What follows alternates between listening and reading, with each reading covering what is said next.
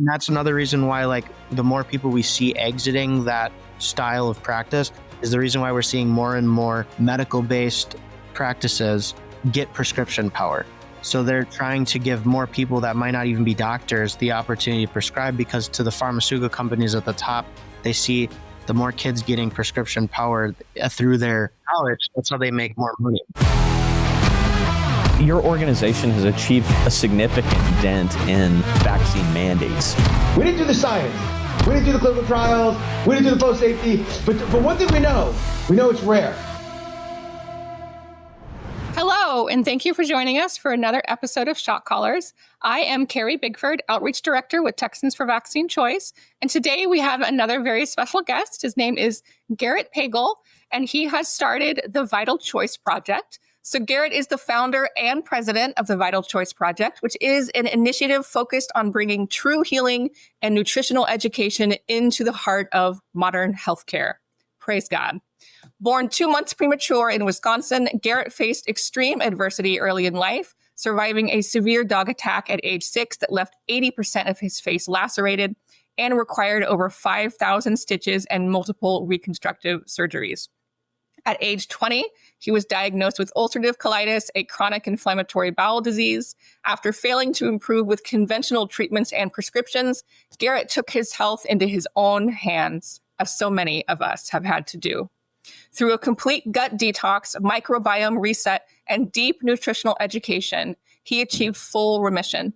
And now, through the Vital Choice Project, he is working to equip the next generation of healthcare professionals with the knowledge to heal at the root, not just the symptoms.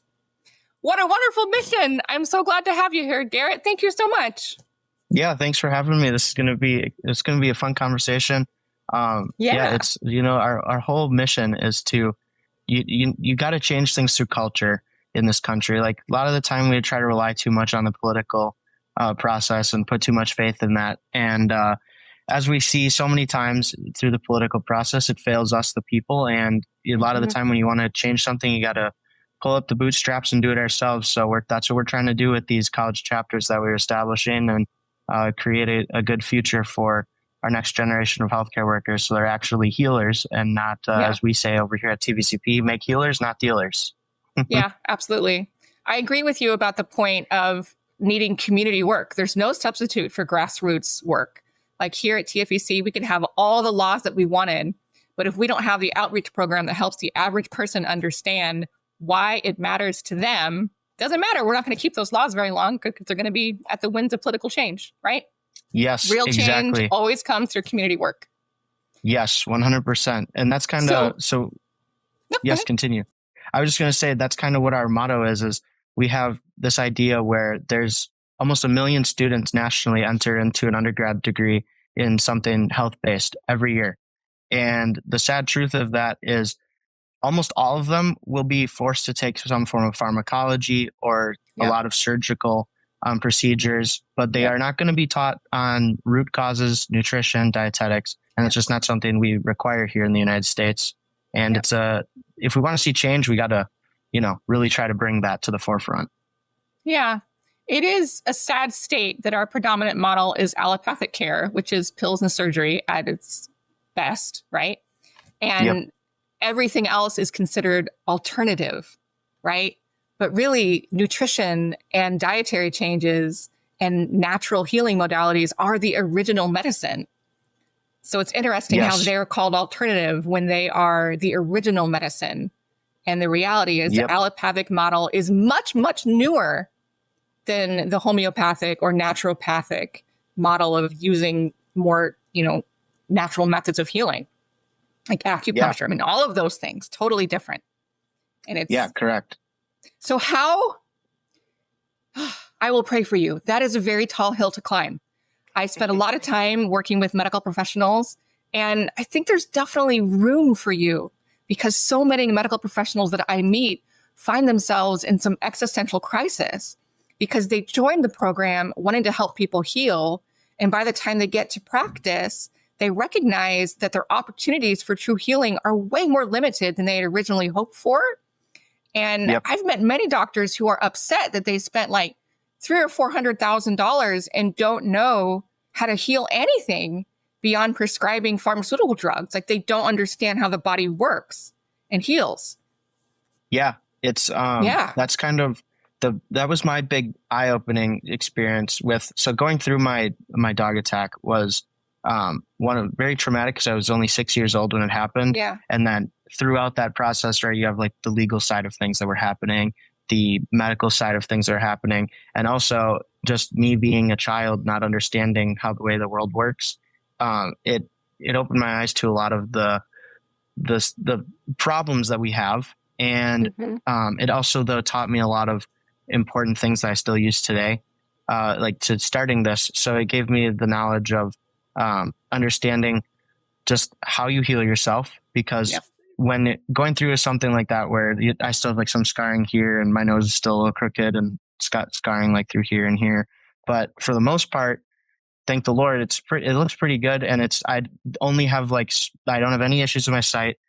My sense of smell doesn't really work that much. I still have a hole actually through here into my sinuses. But one of the big things was it stopped me from being able to go outside for a while, because just when you have that much scarring, the effects from the sun can cause problems. And then it also, I was on antibiotics for a long period of time. I would imagine. On and off of them for years, because I had the first surgeries when it happened, like the day of. And then a couple years later, I had some scar tissue removed from inside my mouth.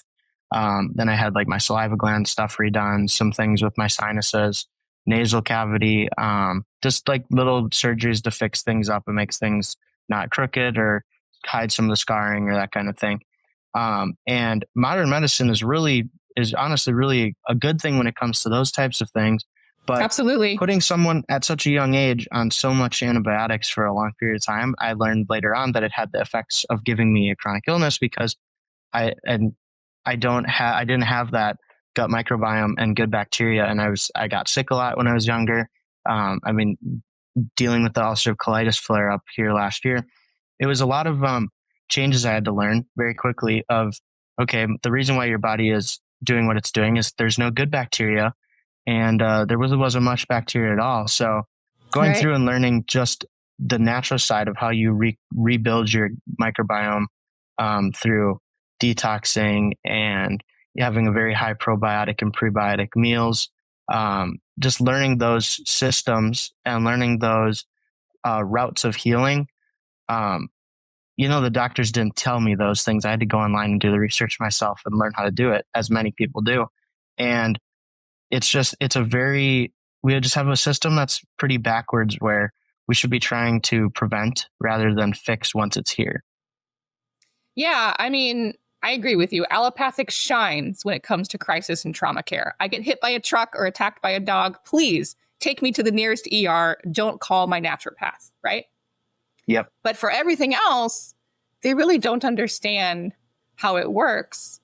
And the whole system is just, they don't understand how the body works, and they don't understand how to teach you how those systems work. And even more, I've encountered, not all, there are some wonderful, hardworking, ethical medical providers, but there are some that are very tunnel vision. And if it doesn't come from a pharmaceutical representative, it's not valid, right? Yep, exactly. Yep. Dietitians who tell your cancer patient that a cookie is a calorie and it doesn't matter what it is, Yep. It's honestly it's a very weird process that we have in system. Like, it's so very weird standards we have. So in the United States, when you go to school to become a doctor, and this is what the Vital Choice Project is trying to fix, is these kids will end up, the ones that are excelling in those biology classes in high school, often be pushed into a medical degree of some sort. And it's also just a very popular degree in the United States for kids to go into, something healthcare related. But when they get into the med schools, or even their undergrads, they'll take a lot of classes on pharmacology, surgical procedures, the methodology in which you use to prescribe medications. Yep. And what they forget or leave out, and it's very intentional that they leave it out, is the nutrition dietetic side of things. And I know here in the United States, we have the argument of, well, if you want nutrition or dietetics, you go and see a nutritionist or a dietitian. And when other countries look at it, there's nutrition is medicine. Your food is medicine, and it should be upon a doctor whose main primary function is to keep us healthy and to heal us. They should have a well-rounded knowledge of total healing, true healing.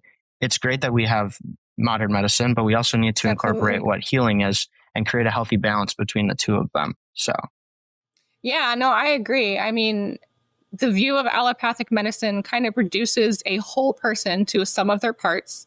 They get focused on individual systems and forget that we are one whole person. Everything interacts with everything else.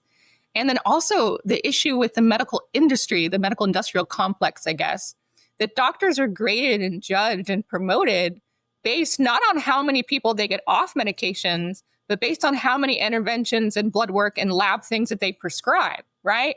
It's like a good doctor is a doctor who has you on medications, who's recommended all the vaccines, who's recommended lots of procedures that they can build the insurance company for.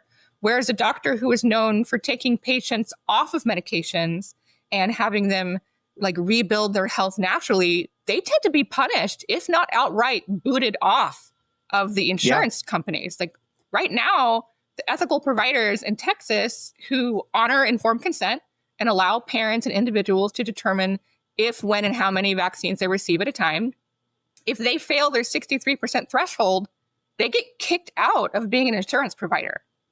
Like the struggle is real for them. Yeah, it's very broken how our incentives are designed. And we see it too in the medical world, like for relating back to my story with ulcerative colitis. When I first started to have my first symptoms of it, the original idea that my family had was, it might be his appendix. And what's the first thing we do in the United States when your appendix has issues? Remove it. So then when I ended up going to the ER the first time and just we knew things were not right. The first thing they do obviously is they set you up to do an ultrasound. Then they do that. If they don't know what it is, then they do the CAT scan. They don't know what it is, then they do the MRI. And during my diagnosis period, it was do the ultrasound, then the CAT scan, then the MRI. Our other doctor, who didn't have like the ability to send me which way or whatever, because he wasn't the direct doctor on my case, kept telling me and my family, he needs a colonoscopy. The MRI shows that his colon, the wall of his colon is swollen. So it's probably an IBD of some sort. And it took us forever. And the original timeline they gave us was this was happening in January. They weren't going to be able to get me in to do a colonoscopy until April. And that's just how the system sets it up. And this whole time they're putting me in the hospital overnight. They're giving me IVs. They're giving me all sorts of different types of treatments to just figure it out. And you're probably miserable. Yes. I was miserable. You're probably also miserable during all of that time. 3 months doesn't sound like much to them, but when it's you, every day feels like agony. I mean, I've met people with IBD before, and they all describe what feels like gunshot wounds in their gut because it's so painful and so upsetting. And it also takes away all your energy. Like I didn't really, because your colon's number one, the number one reason for your colon is to digest the liquids in your body and maintain the hydration levels. So if it's not doing that, it's just sending liquid straight through it and your body's not retaining any of that. So, I mean, during the time I was very dehydrated, my heart rate was really high. At one point after they started me on the prednisone, my heart rate was at resting at 124 beats per minute, resting heart rate as a 20-year-old, which is not good. Like that was like the first red flag that set us off too.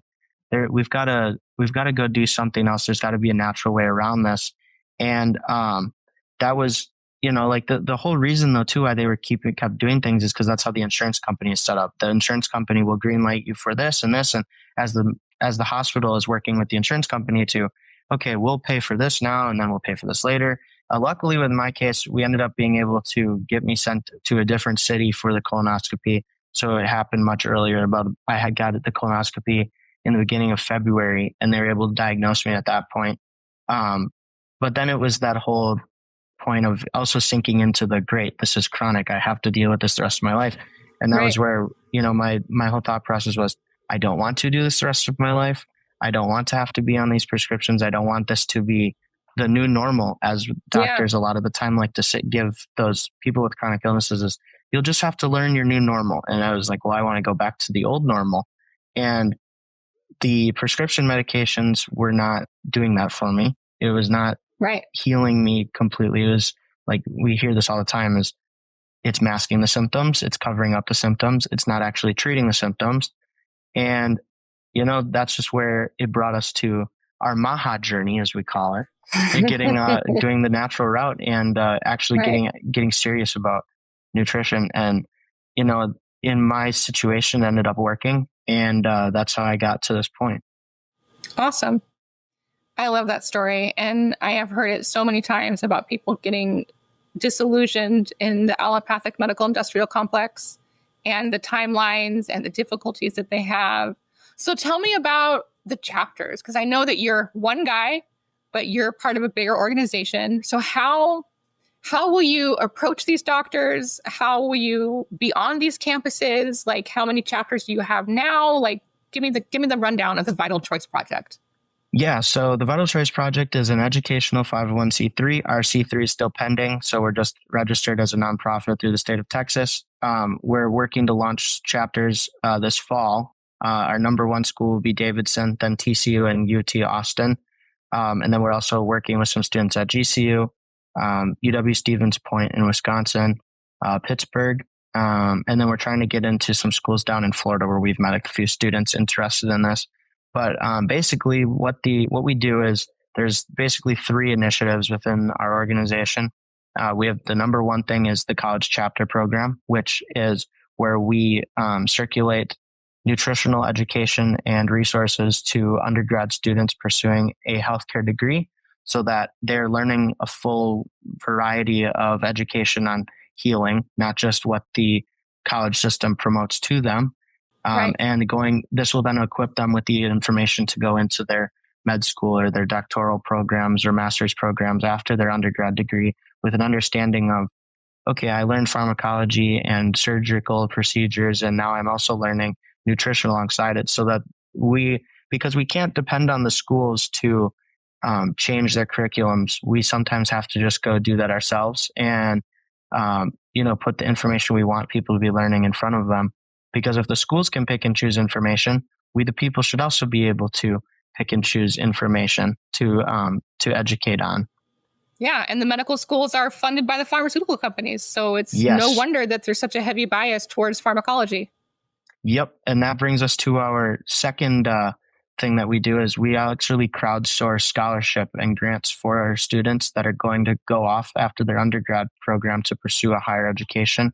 And it's called the Breakaway Program. So anyone can go into our website, donate to the Vital Choice Project, and we will disperse that into our grant program to the students that have signed up for it. And that's something we're going to be launching this fall as well, alongside the chapters, where it's going to allow students another avenue to receive funding for their school that doesn't have an agenda behind that money. Right. Yes, you can say that there's an agenda behind the money they're getting from us is to learn nutrition and natural holistic options, but really in reality, to us, it's just it's truly to just break them off of any agenda. We want them to go learn to be the best healer they can be. And what we found a lot during our exploratory board period was that there's a lot of incentive programs that, even though kicking back payments directly to doctors is illegal, there are other ways they can go about doing that, and that is they can reimburse portions of their loan. There are lots of ways they do it. Yes. And even though in 2018 they claim it's not legal anymore, they can't do that. Lies, well, they're finding loopholes. So we're finding stuff where like students can complete, like in their residency, they can complete vaccine schedules and they'll get kicked back. Like Michigan's in 2016, I believe, was it was upwards of $9,600, which is just insane. A ridiculous amount of money. Like, each person that they're finishing a vaccine schedule on is, and that's also where it shows a little bit of, it makes you a little bit questionative of vaccines too, where it's like, okay, if they were such a big thing, why is that becoming, why are we needing to force it on to these doctors to, if it's so great, why is it being coerced so heavily? Yes. And why is there no choice and independence? Because, I don't need a seatbelt law to tell me the wisdom of wearing a seatbelt. And I don't need a car seat law to tell me the wisdom of a car seat. Right? Yeah. And if you have to force me to get something, why am I not wanting to do it of my own free will? Yep. And I'll relate back to more of like the the natural side of things, why is it that there's no incentives behind the natural? There's no, there's just the insurance system and billing system is not set up to allow natural treatments.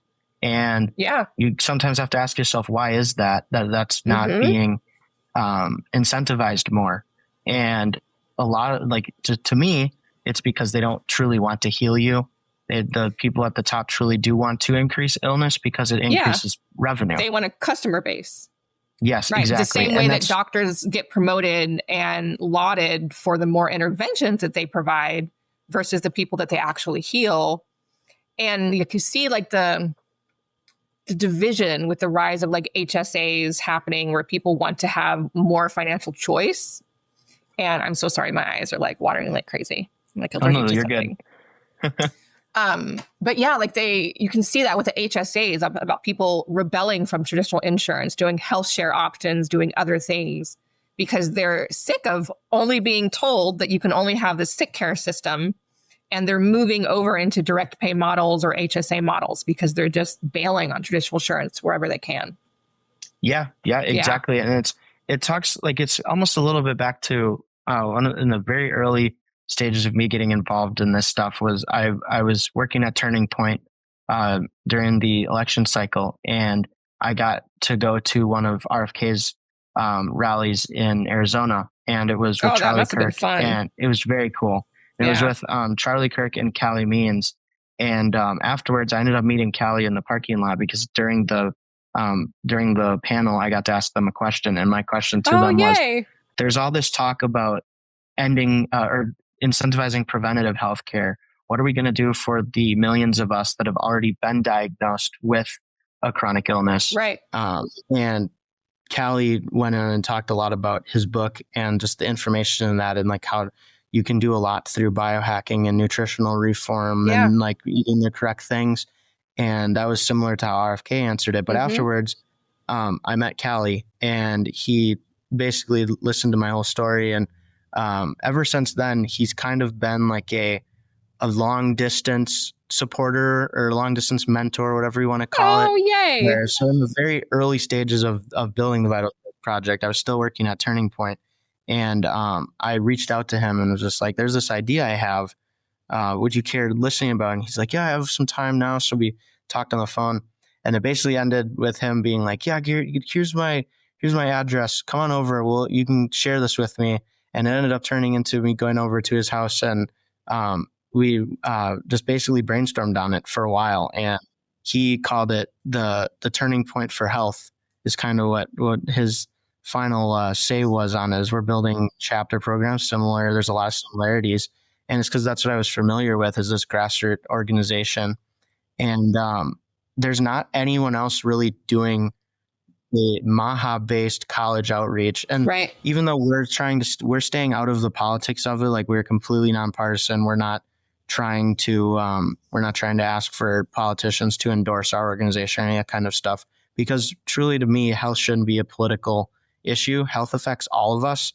And when I was in the hospital, they did not ask me if I was Republican. They did not ask me if I was Democrat. They simply wanted my insurance card. And that's what they're going to do with everyone. Yeah. I mean, TFVC has that same nonpartisan idea. I mean, your voice and conversation of what happens to you medically is not a partisan issue. It's a human issue. Yeah. And regardless of who you are or what you're doing, you deserve to have a voice in the conversation of you. Like you deserve to do that. Right. Yeah, exactly. And what's really cool about like this, having people like that supporting us, like we also like Dr. Joel Gator came out and spoke at one of our things with us, who's just wrote his book, Between a Shot and a Hard Place. Oh, yeah. So he's been very supportive of us. And just Andrew Gruel as well came out and did some natural cooking demonstrations at an event with us here last month.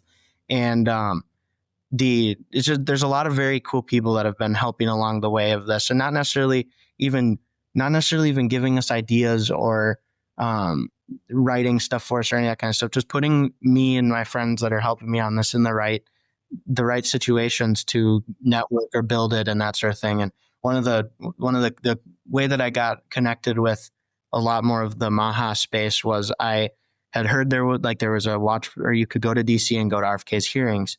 And I was like, I really want to go to this. I got the invite thing from Maha Action. And then I just got a ticket, had no idea how I was going to get in there. And Callie ends up being there. And he sees me, comes over to me. I started talking to him. He introduced me to his sister. And then when Ron Johnson got there, Callie just goes like this to me and had me stand behind him. And he took me into the hearing with him. So I didn't even think I was going to go into the hearing. Yeah.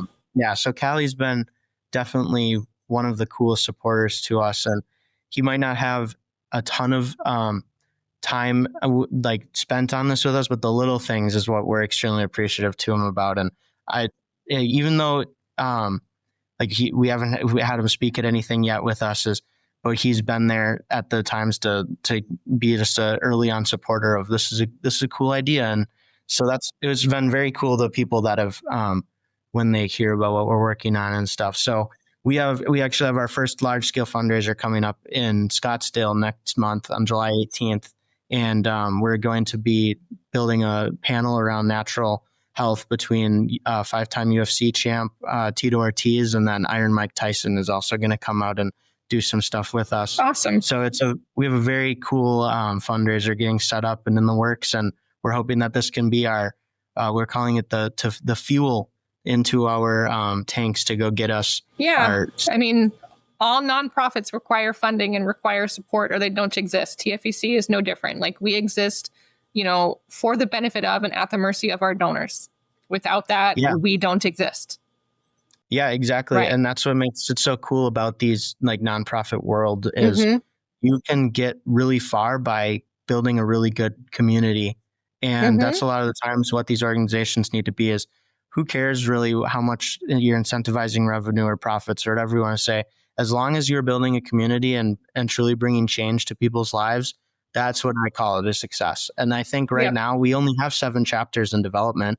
Someday we hope to be in all 50 states and working with as many students as we can. But right now, we've got the kids that are interested in launching chapters with us are very passionate about this issue. Yeah. And I just want to shout out the kids out at Davidson University. They're going to be our flagship chapter. And they're an incredible group of kids, and they're very, very pro preventative health. Awesome. And I think that once that's the kind of kids we're trying to bring up and promote is the students that are willing to take a stand for what they believe in and truly become healers, not just salesmen for the pharmaceutical industry that funds their education. Yeah, we really need some new blood in allopathic medicine in the healthcare industry in general, because COVID got rid of a lot of those free thinkers. They retired or they changed professions because the mandates, that was their line in the sand, and they wouldn't get the experimental shot. And so many of them lost their careers, lost their jobs. If they spoke out like an ethical provider is duty bound to do, they got their licenses threatened or taken away, right? And they're no longer able to practice medicine. So the message sent to the remaining doctors is get in line or get out. And so you providing this other ramp is amazing. Yeah, it's absolutely wild what happened during COVID.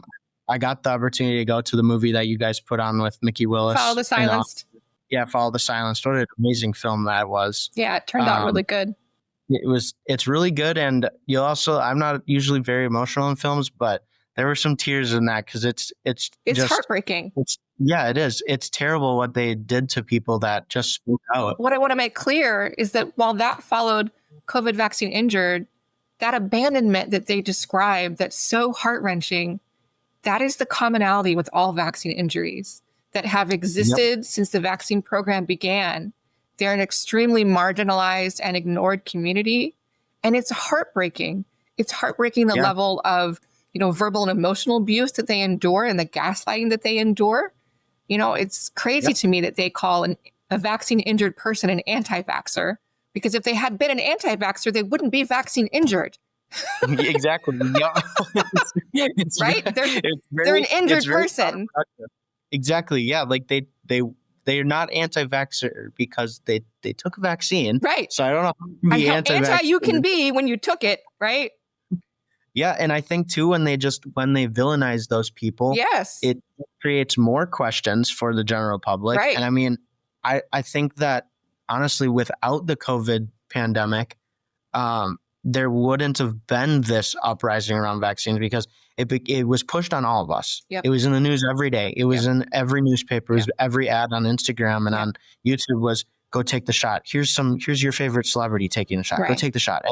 And when all these problems started popping up, people started to question things because we are a country of free thinkers, and it really brought this whole, we got to figure out what's going on in the vaccines because if the COVID thing wouldn't have happened, these stories wouldn't have come out, and documentaries like Follow the Silence and Toxic Nation that Jeff Hayes did, those wouldn't have been made. Those films would have simply they wouldn't have even been an idea. But because there was the stuff that happened and the silencing of people, it brought people. And when you silence someone, they're going to get louder. It's just what happens. Yeah. So the more they silenced people, the louder people got, and the more people heard about these issues. And I mean, now, myocarditis is something that people, I didn't know what it was the first time I hear it, but now I think it's pretty common that if you bring it up in a conversation with people, they're going to know what it is and revert it back to the vaccines because that was something that was very uncommon. And now you have 18-year-olds getting myocarditis, and it's like, that's a little odd. Well, I mean, I've been a medical liberty advocate. This will be my 25th year since I've been really speaking out quite strongly, protecting the vaccine injured and for your individual body autonomy, right? And I knew way back then when everybody thought it was a crazy idea that they were going to come for the adults. And that when they did, like they did in the pandemic, where they came with adult mandate for the first time ever, before it was only the children who couldn't talk, who couldn't tell you what was happening to them, who could only cry. That's all they could do. They could only cry. Yep. Now we had adults that you could not gaslight into feeling like they weren't a fully functional adult who held a job and had a normal life before this one intervention happened, right? Yeah. That I knew that once they went for the adults, that is when vaccine injury would become undeniable. Because right now we start vaccinating in pregnancy. We continue on the first day of life. Many babies don't have a baseline, which means those parents are vulnerable to the idea that it would have happened anyway, right? Yeah. But the adults, they knew. Yeah. What is the total amount now? It's like 248 total. You're talking about all the antigens? Well, the shot schedule actually went down for the first time, maybe ever, because they took the COVID vaccines off recommended for children and pregnant women. So now it's 7. I know. I was so happy when that happened. So happy when that happened. Like, how much evidence do you possibly need? They pulled the swine flu vaccine in the 70s for like less than 20 deaths. And here we're at like 40,000. I mean, it's crazy that it was still there for babies who have no risk of COVID.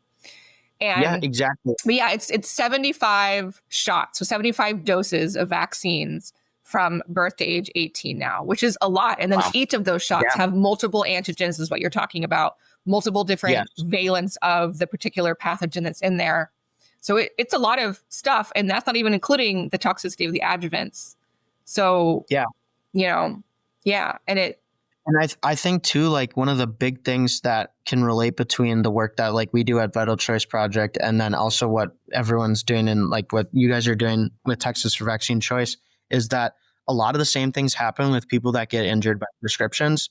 And so I'll just share like a quick story here is my he'll be my soon to be father-in-law this August. My fiance are getting married in August, and he does freelance audio engineering, and he did some at a convention that doctors are at that they were presenting new clinical trials. And he was telling me the story about there was one he was at and the doctors were up showing the success of one of the prescriptions, and they were celebrating that it was like 88% or something had side effects, and they were celebrating that it was below 90% of the patients having side effects. That is insane that those are the things being celebrated. 88% of the people having some form of side effect and then we're still passing it through clinical trials. Like that just sends my brain in a frenzy. Like what? Why? Isn't it crazy? And those are pharmaceutical drugs. The approval process for vaccines being biologics and not pharmaceutical drugs is even more lenient. It's bananas. And like you'll be my dad and I make jokes about this all the time. We'll be watching like a football game and a pharma ad will come on and they're everywhere.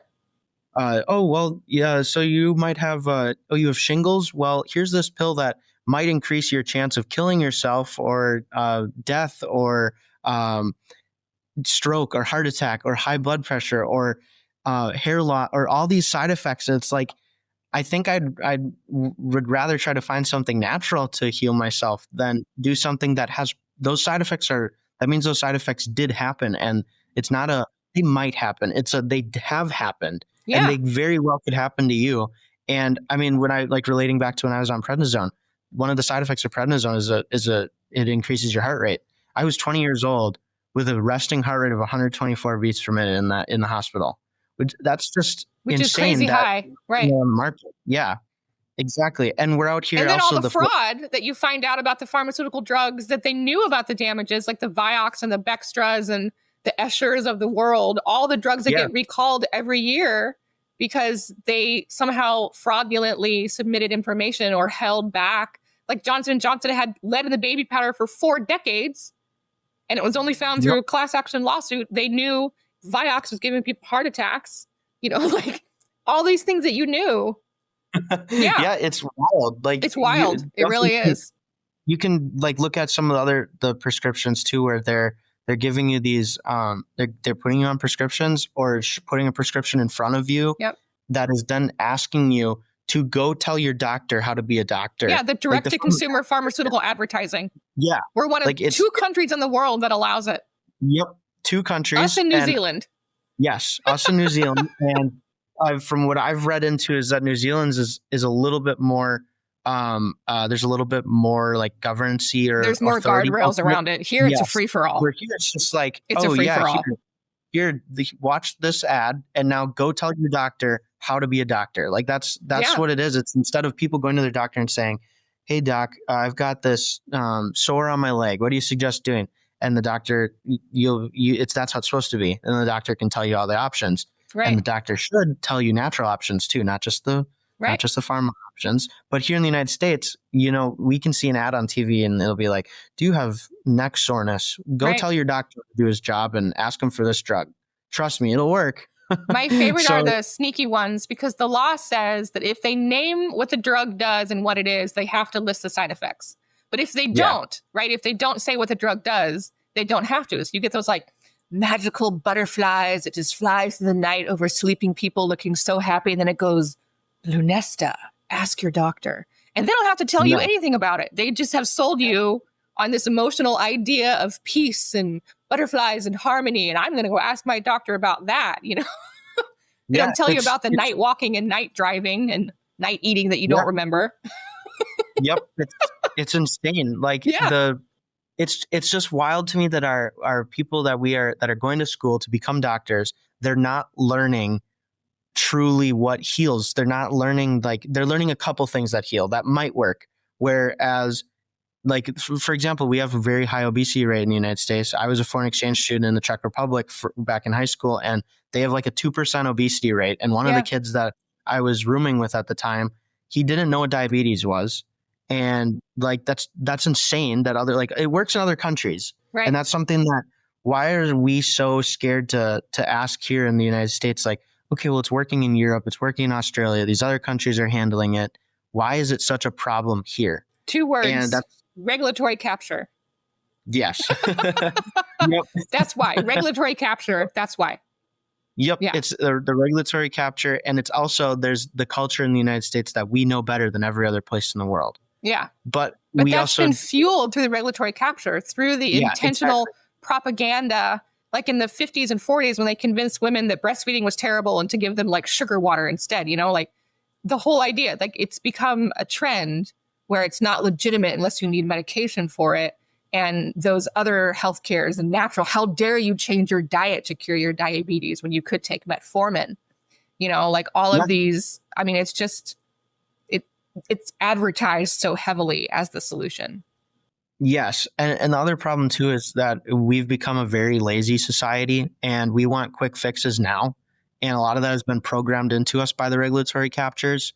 So for my generation, when we get sick with something or something happens to us that can be solved through a modern medical expense, we're oh yeah, give me that. That's fine. I'll just do that. That's great. This is a short-term fix.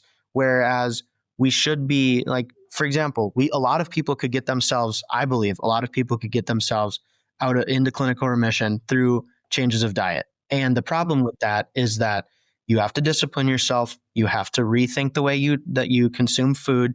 You have to re-educate yourself on some things. And it's going to take time, but it works. And that was the hardest part. Like with me was, you go from, when you get a chronic illness, you go from like your normal into just a very painful stretch of time. Very different. And then you just want whatever can get you back to that normal as fast as possible. So when the doctors and stuff start telling you, okay, we know what you have now, in my case, ulcerative colitis, they know that's what I have. They're like, okay, prednisone will stop the inflammation.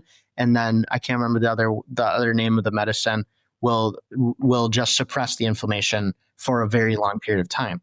And they don't ever look at it as like, okay, well, something had to have caused me to get this.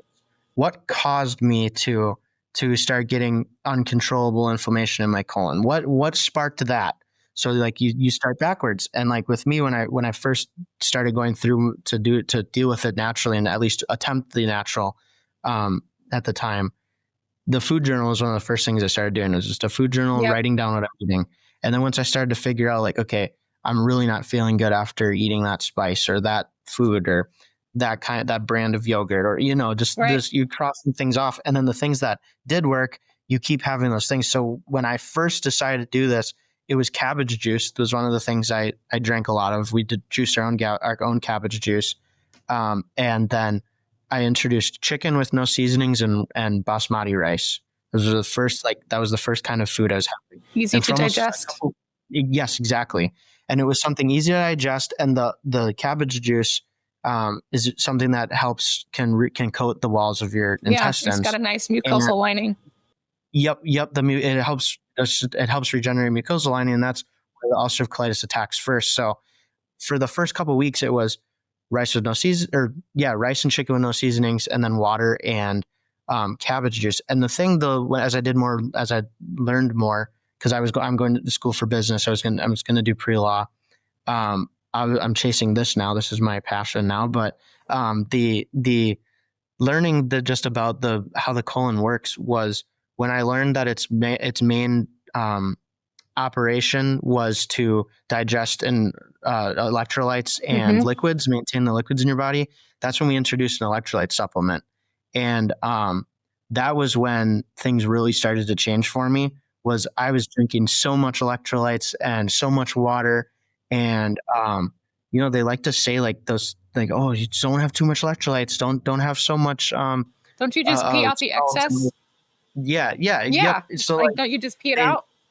Yep. So it's like when I'm going through that was what really caught the change, and then ever since that moment on, it's just been like I still do. Well, I think for average people, it's not necessarily. I mean, yes, there is an aspect of laziness for sure. Yes, but it's also, it seems like you almost get punished financially when you choose to leave the insurance model system, because you have to pay for these expensive premiums that only cover the allopathic medical model.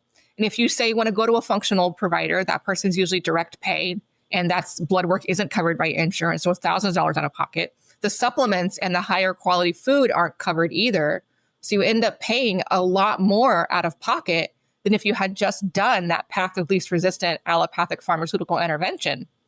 And so there's just so much about that system that needs to be reconsidered. And I love that you're doing so much outreach with the doctors, because they learn everything in a blur. And if you don't catch them, they don't, like, I've met doctors who didn't even realize all that they were missing because they were so inundated with just trying to survive residency, because it's such a grind to become a medical professional. It really is a tremendous commitment that they're making. And if you don't catch them soon enough, they're in that model, and it takes a while to get out. My fiance is going to school for occupational therapy, and she's going to go on and get her doctorate in it. And I mean, it's not a direct medical degree, but it's still very medical-ish. Yeah. And just medical the amount adjacent. of stuff. The amount of stuff that she's learning is just insane. And the amount of time she has to learn it is also even more insane, because like she's doing these summer classes right now, and it's like 7 weeks and you get your class done. Like, you got to be on top of it, and you want to get the best grade you can. So you're going to do the best, or do what you have to do to get that grade. It becomes your life. I remember being in school. Yeah. It becomes your life.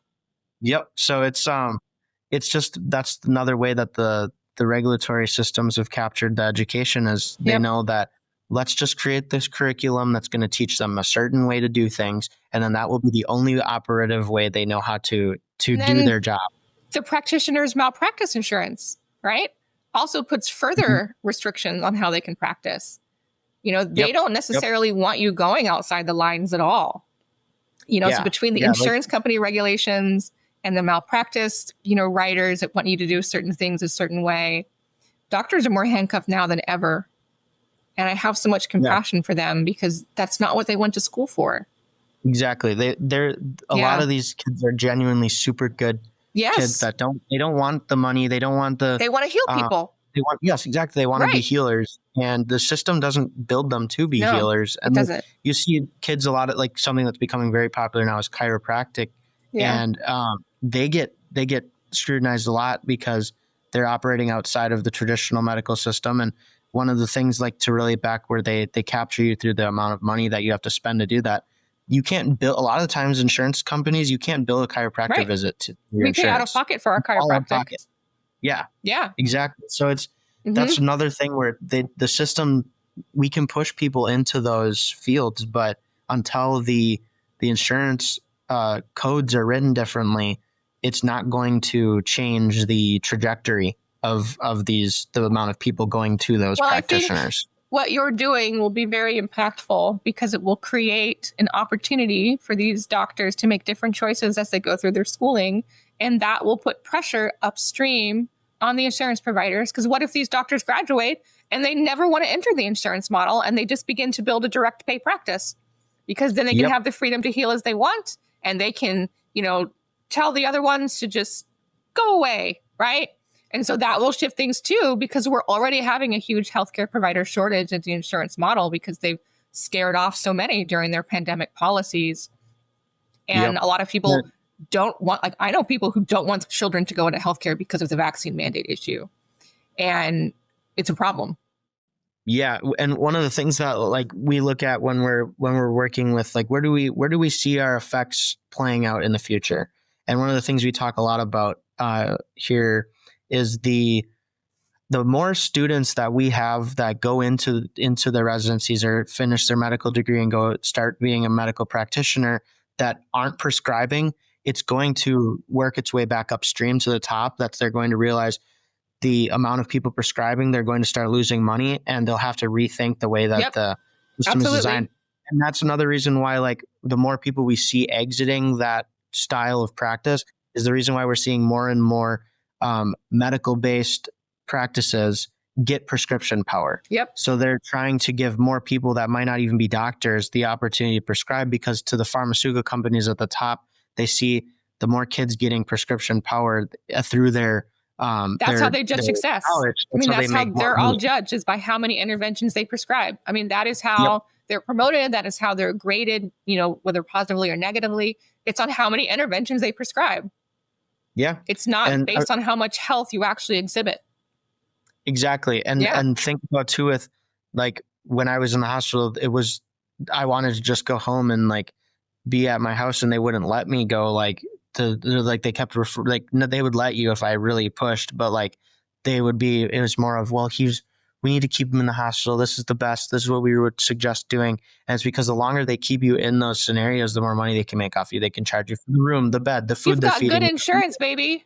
Yeah, exactly. So, and my parents the hospital food is terrible. Yeah, it's not good for you. No one is going to get well on that food. I remember the last time I had to go to a hospital, and I was looking at the food cart in the hallway, and it was like stuff that I would never give my children, that doesn't exist in my house, that I was like, in what world?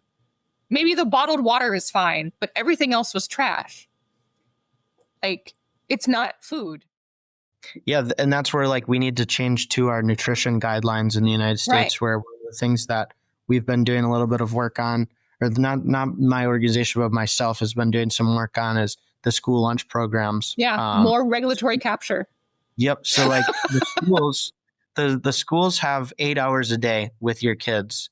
So if that, then we always talk about like how the government, they have so much overlap or overreach with things. Well, why don't we change that and make one good thing come out of how the government has your kids for 8 hours a day in the public school service or system is to put a lunch in front of them that's nutrition dense and giving them the right things they need to be a thriving child. So that's something where if we can change the nutrition guidelines away from the My Plate food pyramid into something that the schools produce that doesn't have the petroleum dyes, it doesn't have the iron, it doesn't have the aluminum, it doesn't have all these processed foods in it, then these kids are going to actually get a nutrient dense thing or food at their school. And that's something they were able to accomplish in Arizona through Representative Leo Biasucci's bill, HB 2164 passing, was they removed all the petroleum and aluminums from the school lunches. And the coolest part was Taher Inc., actually, which is a food service for one of the charter schools. They are an incredible company that was able to come in and change the service that the school or the lunch service the school is having. And within a couple months, they were able to get rid of the petroleum-based food dyes in the Lake Havasu district. So we know it's possible. Right, and other countries do it. They can do it. Yeah, I mean, other countries do it. We can do it. We spend so much money on it, and it's just not nutritionally dense. I remember being on a school field trip with one of my daughters, and some kid who was known to have ADHD was eating a Lunchable with a Prime energy drink. And I was horrified, like, what? Yeah, that's where the behavioral problem is coming from. You fed them cured fake meat and cheese from goodness knows when and a Prime energy drink, and you're 8. Yeah. Right. Yeah. Yep. Well, it's like, look at the way things are packaged too in the United States. Like, if you go to Costco and like their alternative to sugar aisle, they have I think the brand is like Whole Earth, I believe, but they have a big bag that's got like flowers and greenery and stuff growing on it, makes it look all healthy. And on the front of it, it says that the ingredients in it is erythritol. And it's like, well, erythritol is going to increase your chance of high blood pressure and strokes. Right. And it'll kill your dogs. Yeah. It's like, why are we just because it's not sugar doesn't mean or sucralose, which was originally a weapons product. I mean, it's not healthy either. Yeah, and the regulatory systems have captured those groups that they now see, okay, so sugar's the enemy now. Well, let's promote erythritol and make it look all fun and happy and healthy when it doesn't have those. It's still bad for you. It's the marketing. Exactly, and we can be going to things like pure cane sugar or stevia or things like that or in my case, I do a lot of honey. Right, and those super are good natural. For you. Yeah, exactly. Very natural. Well, and back in the day, we didn't have sweet. Decades and decades ago, we didn't really have a lot of sweet, like dates were your sweet, honey was your sweet. We didn't have a lot of processed anything. And our bodies just aren't designed to deal with it.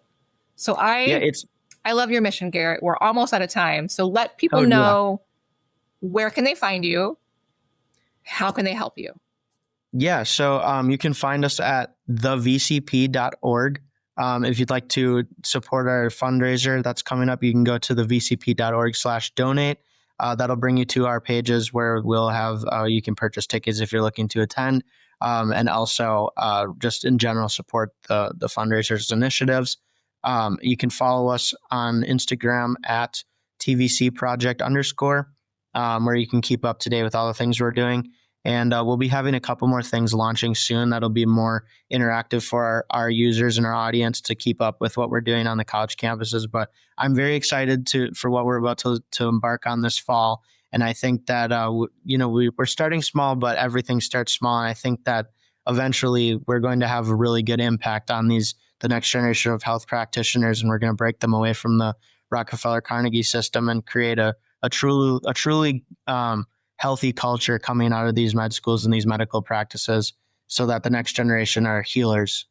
Yeah, I love that mission and I wish you the best in it. And if there's anything that we at TFEC can do to help support you, let us know.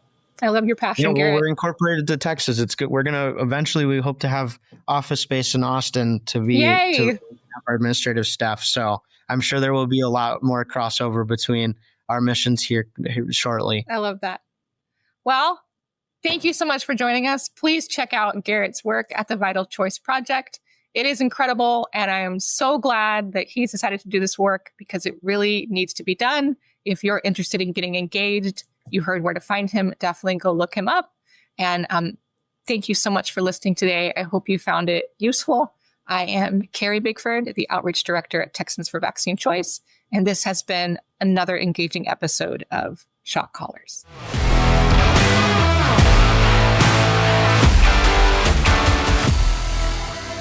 Thank you for listening to the Shot Callers podcast. Please, if you found value in this content, rate us and share the podcast with a friend. It's a great way to get the message out and to empower everyone to make informed decisions. Until next time, never forget, we are the Shot Callers.